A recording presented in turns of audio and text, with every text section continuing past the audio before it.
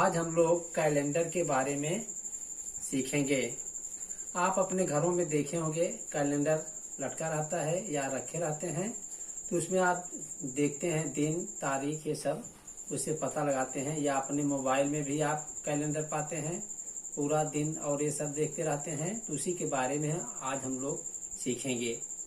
जैसा आप जानते हैं सप्ताह होता है, सप्ताह में 7 दिन होते हैं। अब सप्ताह के 7 दिन आपको मालूम है, रविवार, सोमवार, मंगलवार, बुधवार, गुरुवार, शुक्रवार, शनिवार। फिर से उसी का रिपीटिशन होता रहता है। और इसके बाद आप महीने 12 महीने होते हैं, उसके बारे में जानते हैं। अब उसमें है जनवरी, फरवरी, मार्च, अप्रैल, मई, जून, जुलाई, अगस्त, सितंबर, अक्टूबर, नवंबर, दिसंबर। हर महीनों के फिक्स दिन होते हैं। उसको हम आपको एक सूत्र के द्वारा यहाँ दे रहे हैं। उसको आप याद किए रहेंगे तो आसानी से दिन ज्ञात कर लेंगे। आपका सूत्र है जून, सितंबर,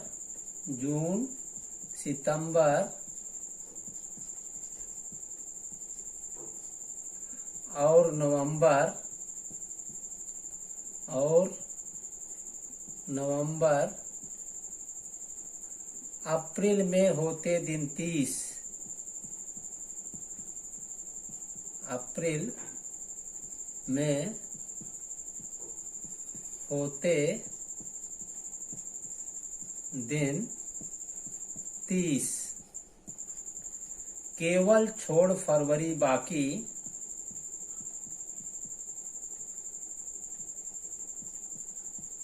केवल छोड़ फरवरी बाकी सभी महीनों में 31, सभी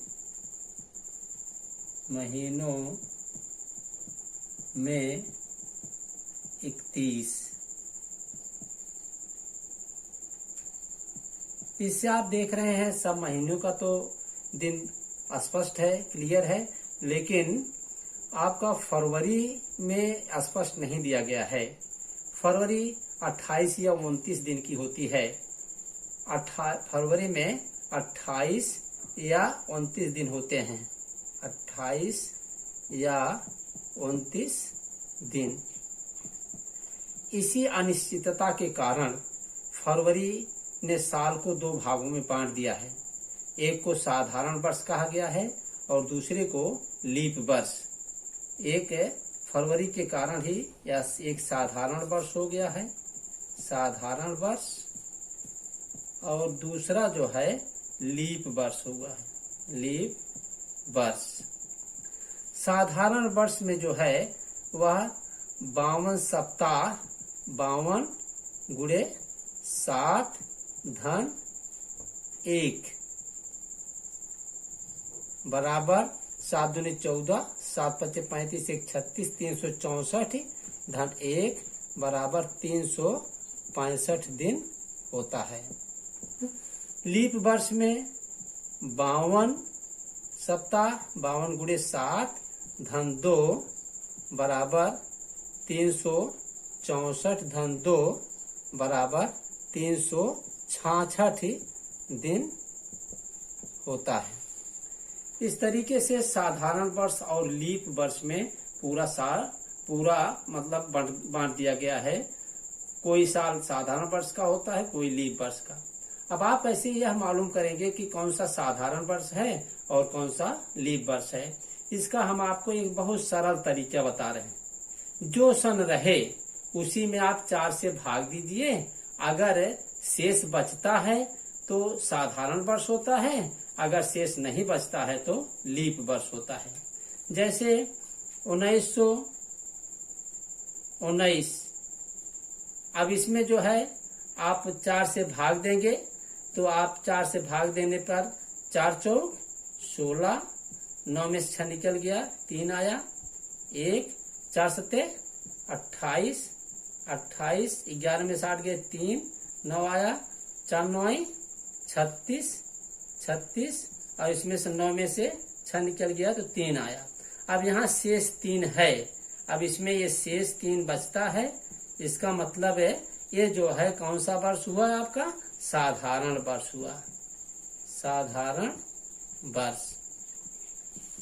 इस टाइप से अगर आप 1920 लेंगे तो इसमें जो है भाग देंगे 4 का, तो यहाँ पाएंगे 4 चौक 16, 9 में 6 निकल गया, 3 आया, 2 4 अठे 32। अब यहाँ पर 0 उतार लिए, 4 0 जो 0, यहाँ पर कुछ नहीं आया। अब शेष जो है कुछ नहीं है, इसका मतलब ये हो गया आपका लीप वर्ष, लीप वर्ष। अब यही लीप और साधारण वर्ष के कारण फरवरी जो है 28 या 29 दिन की होती है। साधारण वर्ष में फरवरी जो है वह 28 दिन की होती है, 28 दिन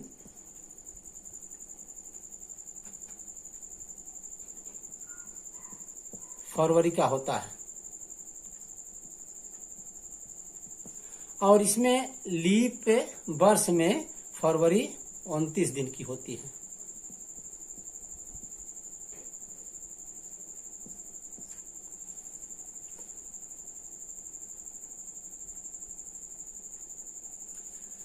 साधारण वर्ष में साल के पहले दिन अर्थात पहली जनवरी को जो दिन हो रहेगा वही दिन साल के अंतिम दिन यानी 31 दिसंबर को भी वही दिन रहेगा।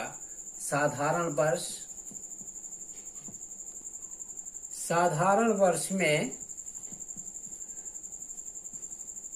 वर्ष का पहला जनवरी मीन्स पहली जनवरी और अंतिम 31 दिसंबर एक ही दिन होता है, एक ही दिन होता है। जैसे यदि 1 जनवरी को सोमवार है तो 31 दिसंबर को सोमवार ही होगा। लीप वर्ष में ऐसा नहीं होता है। लीप वर्ष में 1 जनवरी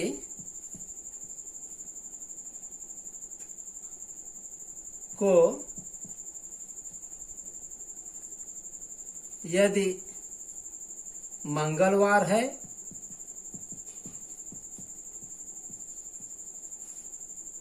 तो 31 दिसंबर को बुधवार होगा।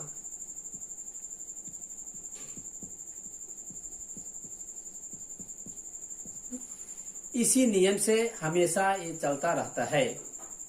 अब इसके आगे हम आपको कुछ सवाल बताएंगे जिसमें आप कोई भी सन रहेगा उसके आधार पर आप किसी भी तारीख का किसी भी सन का निकाल लेंगे कुछ दिन क्या होगा।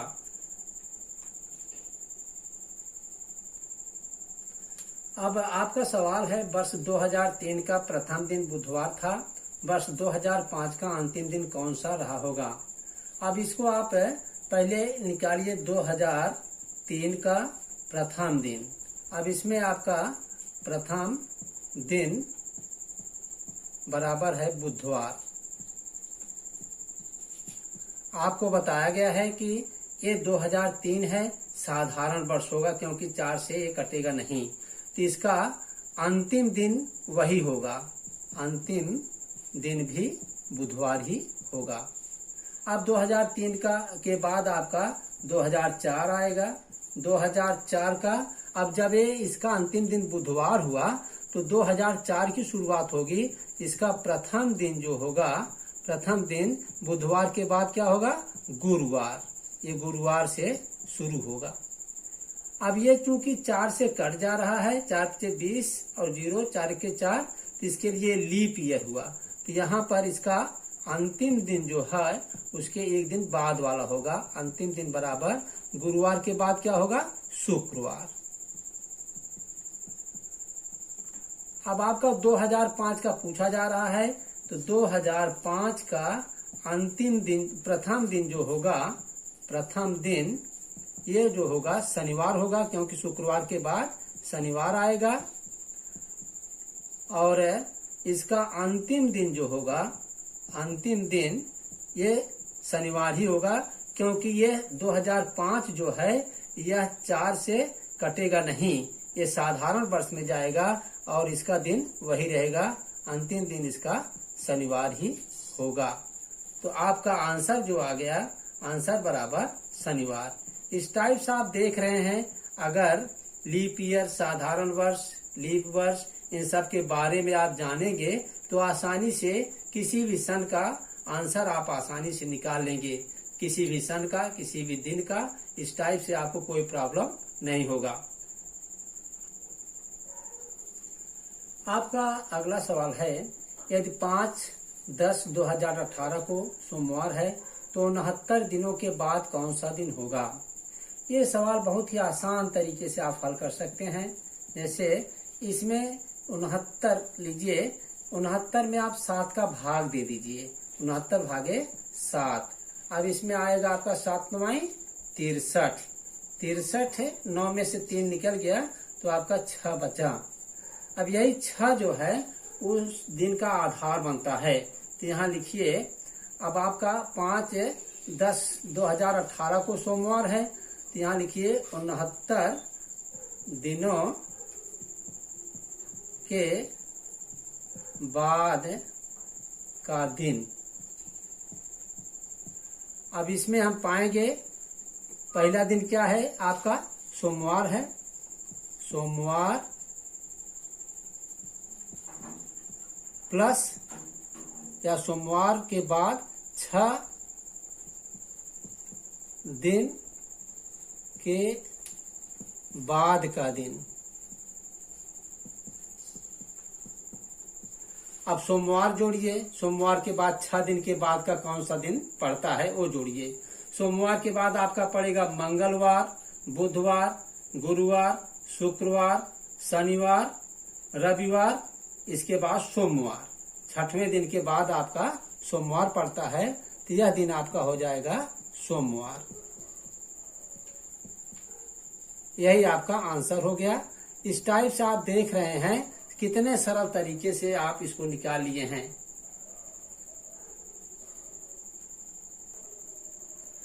जिस प्रकार से आपको 2 सवालों में बताया गया है, उस टाइप से अगर कोई भी सवाल आपसे पूछा जाता है, किसी भी सन का, किसी भी डेट का, किसी भी कितने भी दिन का, आप आसानी से इन दोनों सरल तरीकों से निकाल सकते हैं। इसमें आपको कोई दिक्कत नहीं होगी। निकालने के बाद आप अपने कैलेंडर से चेक करेंगे तो देखेंगे कि एकदम से आपका सही आएगा।